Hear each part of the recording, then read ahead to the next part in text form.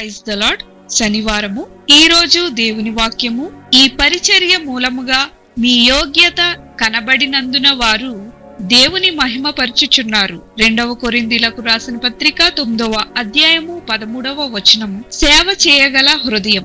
నూతన మెక్సికోలోని పరిచర్య శాఖ ఆ ప్రాంత ప్రజలకు నెలకు 24,000 పౌండ్లకు పైగా ఆహారాన్ని స్వచ్ఛందంగా ప్రతి నెల అందిస్తుంది.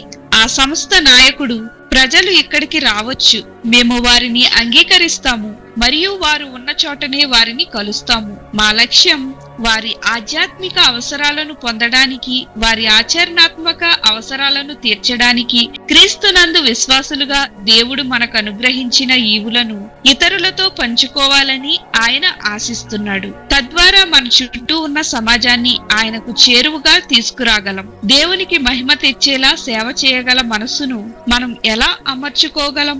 దేవుడు మనకిచ్చిన తలాంతులను, వనరులను ఇతరుల శ్రేయస్సు కొరకు ఎలా ఉపయోగించగలమని ఆయన వద్ద అడుగుట చేత మనము సేవ చేసే మనస్సును అమర్చుకోగలం. ఇలాగూ సేవ చేయుట ద్వారా దేవుడిచ్చిన సమృద్ధి విషయమై అనేకులు దేవునికి చెల్లించు కృతజ్ఞతాస్తుతుల మూలముగా విస్తరించుచున్నది. యేసు ప్రభువుని పరిచర్యలో ఇతరులకు సేవ చేయడం అత్యంత ప్రాముఖ్యమైనది.